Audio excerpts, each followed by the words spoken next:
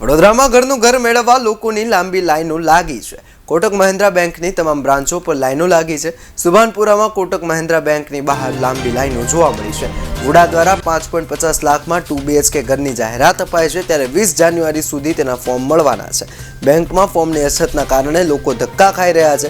સવારે 4 વાગ્યાથી લોકો લાઈન લગાવીને ઊભા છે। 103 મકાન મેળવવા લાખો લોકો ફોર્મ ભરી રહ્યા છે। આ પબ્લિકની લીધે મારા લોકોની ધંધા બગડ્યા છે।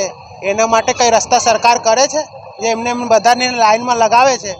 એના કઈ સુવિધા આલવું જોઈએ ને કે ભાઈ લાઈનમાં ઊભી રહેવાનું, આખો દાડા બેઠવાનું હોય, રોડ પર ઊભો રહે, બધાની ધંધા બગાડી દીધો હે।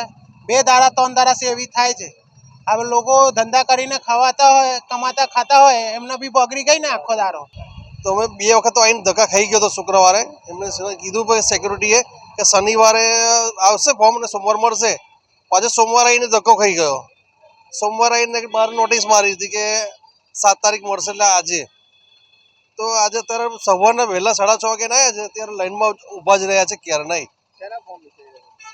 આજે મકાન જે ખાલી પડે છે 55 મકાન છે, 2 બેડરૂમ હોલ કિચનના, આ એના માટેની લાઈન છે ફોર્મની। એના ફોર્મના વિતરણની કામગીરી તારીખ 1/1/2025 થી લઈને 20/1/2025 સુધીમાં રાખવામાં આવી હતી, પરંતુ આ સરકારની કાંઈક ને કાંઈક ભૂલના કારણે, કોમ્યુનિકેશન ગેપના કારણે ફોર્મની અછત થઈ ગઈ। એક જ દિવસે ખાલી 1લી તારીખે 100 જેટલા ફોર્મ વેચાયા, પછી ફોર્મની અછત થઈ ગઈ। 6 7 દિવસ સુધી લોકો સવારમાં 6 વાગે બેંકની બહાર આવે, કારણ કે દરેક વ્યક્તિ ઈચ્છે છે કે પોતાના સ્વપ્નનું ઘર થાય, પરંતુ ક્યાંક ને ક્યાંક સરકારની આ અનાવડત ભૂલના કારણે આજે લોકો હેરાન પરેશાન થઈ રહ્યા છે। સરકાર એક બાજુ પ્રધાનમંત્રી ડિજિટલ ઇન્ડિયાની વાતો કરે છે।